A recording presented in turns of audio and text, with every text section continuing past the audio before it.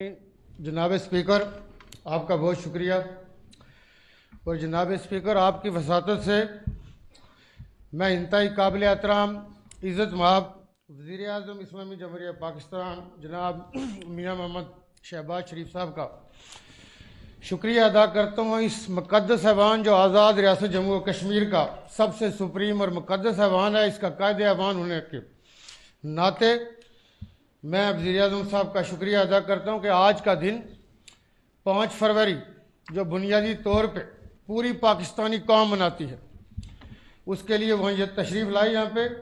और उनके साथ आने वालों में मैडम मरियम औरंगज़ेब साहिबा और हमारे इंतहाई काबिल एहतराम भाइयों में जनाब चौधरी कमरुज़्ज़मान कायरा साहब, जनाब ख्वाजा साद रफ़ीक साहब, रौनक तनवीर साहब, मुर्तज़ा जावेद अब्बासी साहब भी तशरीफ़ लाए।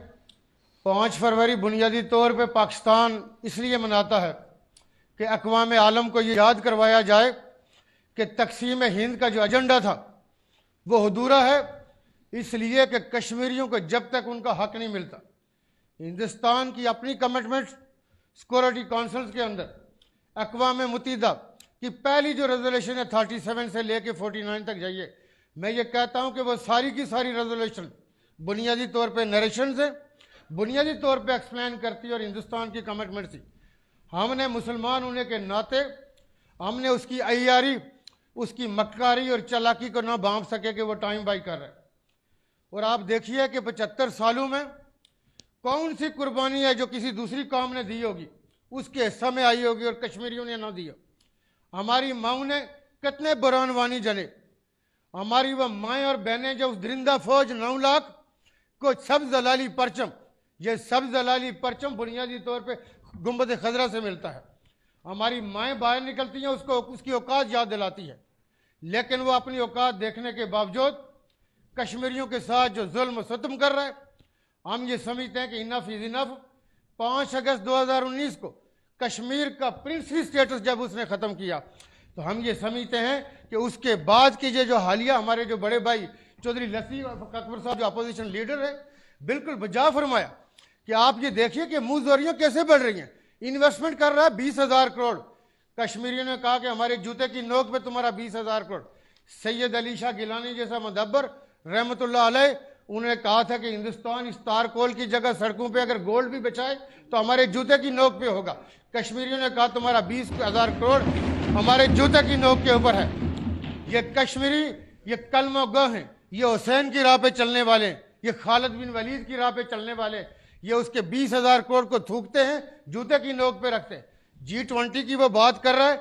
मैं ये समझता हूँ कि इस मुक़द्दस ऐवान के बिहाफ पे हम अपने दोस्त मुल्क चाइना का शुक्रिया अदा करते हैं कि चाइना की बर वक्त उसका इंटरवीन करना और हिंदुस्तान को इससे बाज रहने से रोकना। अदरवाइज ये कोई दूर नहीं था कि G20 जाके वहाँ मकबूजा कश्मीर के अंदर बैठे, लेकिन मकबूजा कश्मीर के अंदर की सूरत हाल देखिए कि मकबूजा कश्मीर के अंदर वैली में ये नरेंद्र मोदी, जिसको मैंने हमेशा हर अपने माफिया ज़मीर में मोदी कहा है, ये बुनियादी तौर पे वैली में नहीं उतर सकता, डल झील नहीं देख सकता, श्रीनगर की नहीं तरफ जा सकता, जम्मू से होकर देखता है कि वैली कहाँ होती है।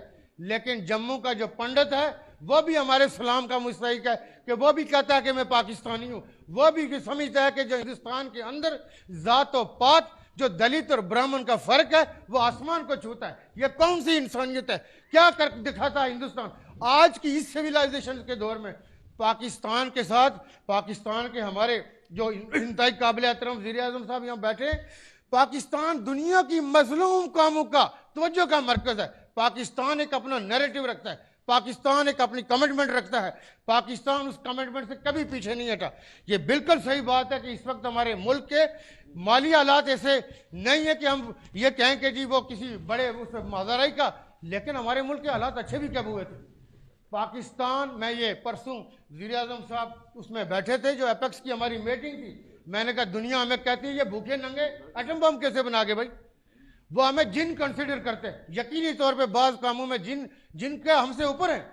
मैं ये समझता हूँ कि हमारे मुल्क की जो पोजीशन है इस वक्त इस खित्ते के अंदर, ये चिंगारी अगर हिंदुस्तान बाज ना आया तो ये 2 एटमी पावर सारी दुनिया को अपनी लपेट में, अक़वाम आलम को, अक़वाम मुत्तहिदा को अपना रोल अदा करना होगा।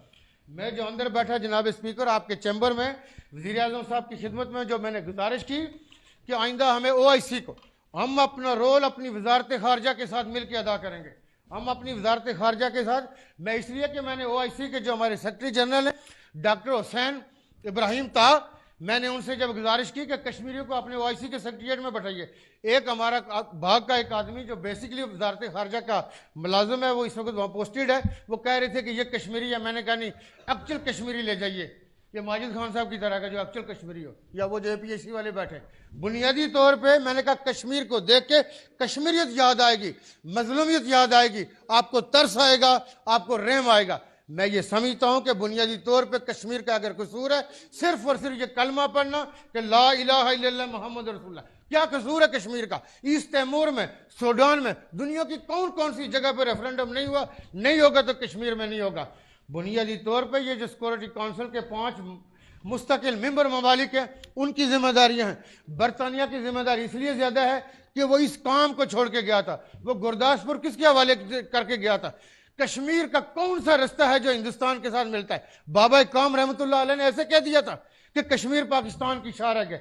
यहाँ पे 2 हमारे लाजिज इस शहर के साथ जुड़ते हैं। मैं वज़ीर आज़म साहब से ये कहूँगा कि उन जगहों पे हम बाबा कौम के हवाले से बड़े म्यूजियम बनाएं, ताकि हर आने वाली हमारी जनरेशन, आज का सोशल मीडिया का बच्चा जो ऐसे स्कूलों में पढ़ता है, न तारीख पढ़ाई जाती है, न हमारे असलाफ के बारे में बताया जाता है। वो सोशल मीडिया पे पोस्ट लगाता है, क्या किया था भाई इन्होंने, वो वहां पे भी 27 करोड़ है। वो 27 करोड़ उनकी गैरत कहाँ है जब हमारी बेटी के सर से चादर खींची जाती है? उन 27 करोड़ को सांप सूंघ गया, मैं ये समझता हूँ।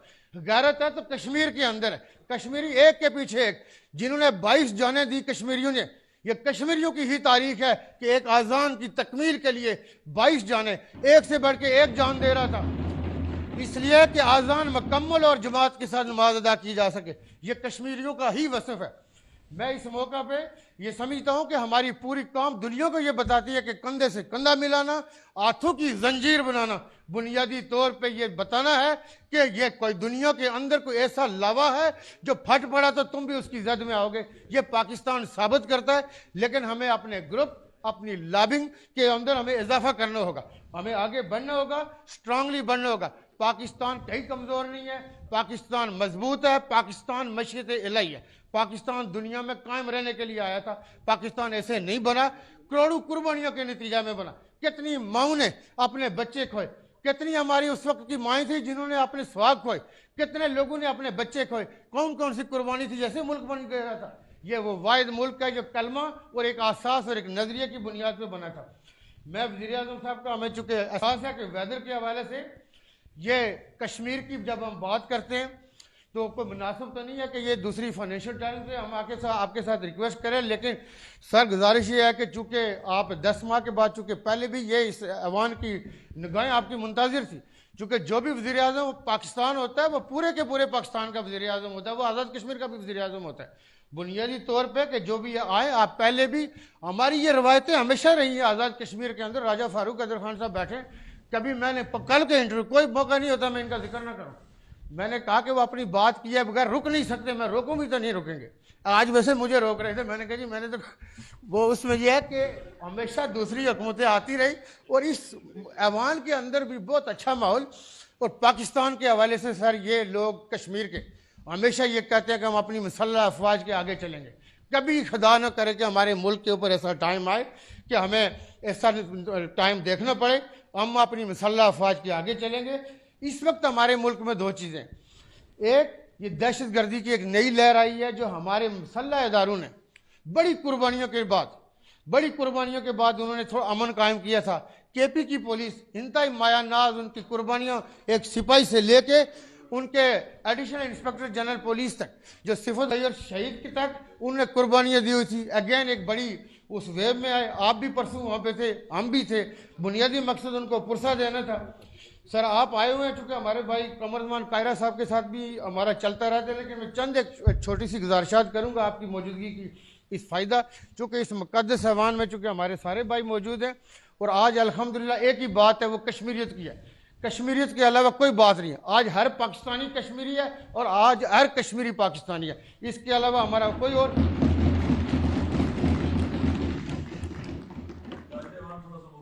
बस सर मैं शार्ट करूंगा, चूंकि हम सर आपको जनाब स्पीकर, चूंकि ये आपको भी मुझे भी हम सबको, चूंकि आज़ाद कश्मीर में सर ऐसे है कि पसरी है ही कोई नहीं। यहाँ पे बुनियादी तौर पे हमने टैक्स जो रिटर्न थी सर 75 सालों में सिर्फ 5000 टैक्स फाइलर थे, अभी हम 40 तक ले गए। कोई मिन्नत तरला को गुजारिश करें, यहाँ पब्लिक सर्वेंट्स भी टैक्स रिटर्न नहीं जमा कराते, जो पूरे मुल्क में, पाकिस्तान में, बलूचिस्तान में भी नहीं होगा कि पब्लिक सर्वेंट टैक्स रिटर्न ना जमा कराए। टैक्स देना ना देना अलग बात है, वो सर हम कोशिश कर रहे हैं। हमें 2-3 सालों तक अपनी वफाकी गवर्नमेंट से कुछ रिलीफ की मद में चाहिए होंगे सर। एक कमरुज़्ज़मान कायरा साहब के नॉलेज में है कि यहाँ आटे का बहुत बड़ा मसला है। एक हमने आपको 9 अरब की एक रिक्वेस्ट भेजी हुई है, कायरा साहब ने आपको रिकमेंड करके भी भेजी है। उसमें चूँकि आटे का हमने कीमतें बढ़ाई थी, लेकिन उनके नतीजा में यहाँ पे रद्द-ए-अमल बहुत ज़्यादा था सर। मैं डिटेल में बाकी चीज़ों में नहीं जाऊँगा, आप लमसम, चूँकि हमारी जो गवर्नमेंट थी इमरान खान साहब की, उन्होंने 500 अरब हमें दिया था इसके लिए, और 370 तक गल गई। हमने उसका 100 अरब का पीसी जमा कराया, हमें PND ने वहाँ रिजेक्ट कर दिया। वो अगर आप हमें वहाँ मौका देंगे, कायरा साहब की क़यादत में हम आपके पास आके आपसे ये रिक्वेस्ट करेंगे कि हमें उसमें से अगर वो 500 आप बहाल कर सकेंगे, उससे आज़ाद कश्मीर बहुत आगे नहीं जाएगा, लेकिन कोई मतलब सांस लेने के काबिल हो जाएगा। इसमें सर ऐसे है कि ये जो हमारे मेम्बरान हैं जो इस मुक़द्दस ऐवान के, कतई नज़र इसके कि कौन किस पार्टी का है, ये पाकिस्तानी है, ये कश्मीरी है, ये सिर्फ और सिर्फ पाकिस्तान की आवाज़ है। मैं ये रिक्वेस्ट करूंगा कि अगर हो सके तो ईच मेंबर को 5 करोड़ रुपए अगर आपकी तरफ से, ये माजी में भी यूसुफ रज़ा गिलानी साहब, और